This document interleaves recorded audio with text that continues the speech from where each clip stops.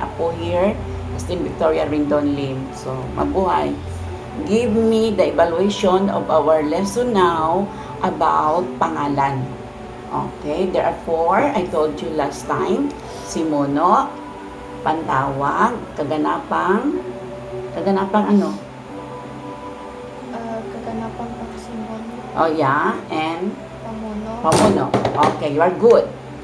Now, give your own sentence. You can use your own name. Ready? Si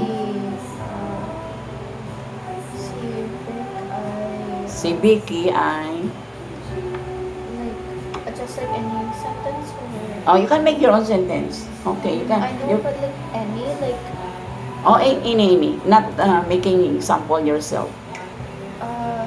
You can do it. si Vic ay matalino. Oh, matalino. Na ano si Vicky? Anak o mag-aral? Pwede ba anak? Go. Si Vicky. So what are you like trying to like I want you to apply now our lesson. Since our lesson, there are 4 related words sa pangalan. Ito na, last na ito. Tapos na tayo. I know that like I said si Vic ay matalino and then so like I just made a random sentence because you said any, right? Oh, you can have your own example. And we are done. And then like so like are you telling me to add more? I'm telling you to make your own example. Not the one we have studied just a while ago. Gagawa ka ng sarili mong pangungusap para tapos na tayo. Gusto ko yung 4 na yon nandoon sa pangungusap na gawin mo. Diba, example natin kanina, no? Example natin kanina yung pangalan mo. Si Vicky, Justin Victoria, isang mag-aaral ng Davao Christian High School, ay magiging guro. Oh, so sabi kanina ni nanay sa'yo, si Vicky, Justin Victoria, yun ang simuno. Tama? Magiging guro, ano yun? Kaganapang pansimuno. Ano ang pamumuno doon? Mag-aaral pa rin. Pero kung palitan ko, si Vicky na isang anak, ay magiging teacher. Pwede rin, maging guro sa sunod na henerasyon. So, ano yon? Ikaw na. Natukoy na natin, no? Sa example kanina, we identified Vicky is the simuno. I told you, you can ask nanay question, nanay lang, no? While I'm discussing. So, si Vicky, yun ang simuno. Gets? Mag-aaral, ano nga siya?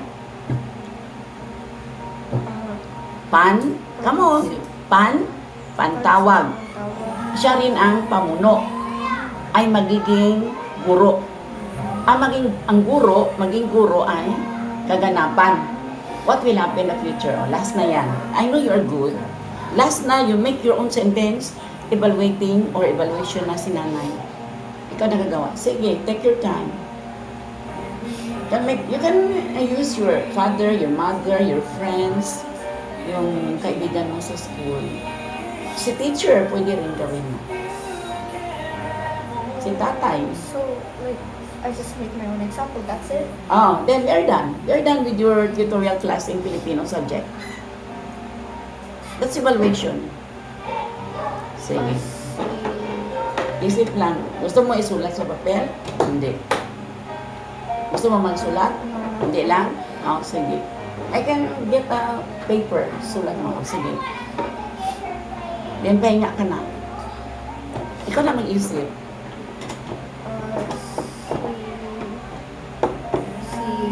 Si Vic. Oh, check. Vic ay ano? Vic, ano si Vic? Pamuno, kaganapang pansimuno, or pantawag, or simuno. Ano doon? Trying to make the sentence. Sige, go.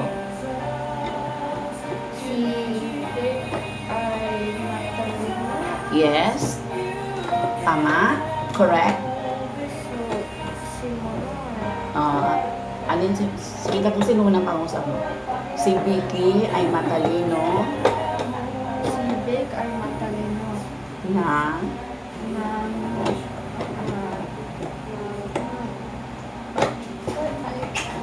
matalino na ano? Pwede ano i-describe mo si Vic? okay, so, hold on.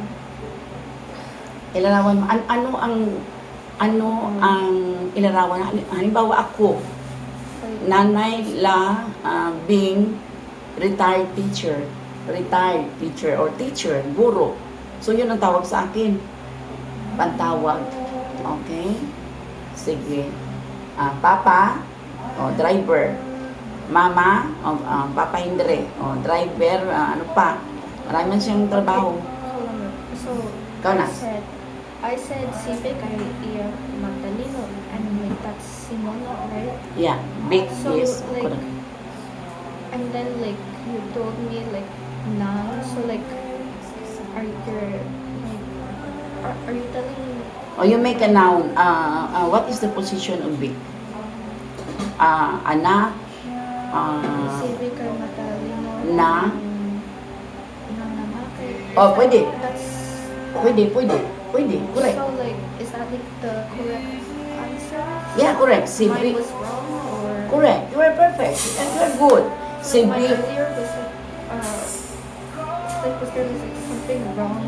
No. Earlier? No, it's not wrong. Si Vic ay matalinong anak ko. Correct.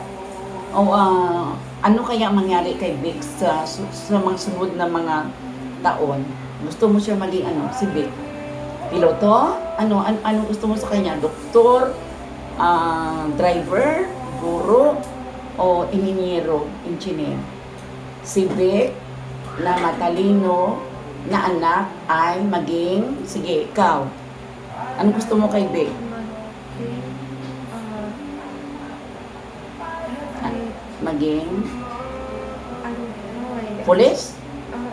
I don't know. Kahit anong hanap buhay.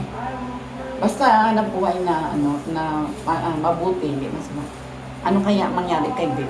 Piloto, sige. Si Vic, pwede piloto. Ano gusto mo kay Vic? Tindira? Tindero? Ano ba si Vic doon? Lalaki, babae?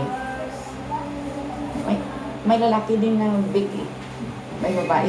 Ikaw nga Vic. Sige. Anong gusto mo kay Vic maging? Piloto? What? Oh, come on.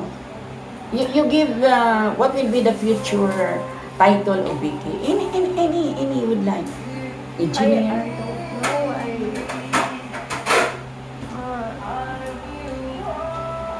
I don't know. Police. O select na lang doon. Sabihin ni nanay. Piloto, doktor, ano pa? Ano pa nga? Inhinyero, CPA o what else? Sige. Guro. Huwag natin lagyan ng basurero. Last na, trying to give one sentence. Si Vic ay isang matalino na anak ay maging... Ano gusto mo kay Vic? I don't know. Sige lang. Lagyan na lang natin maging piloto. Piloto. Maging piloto. Okay?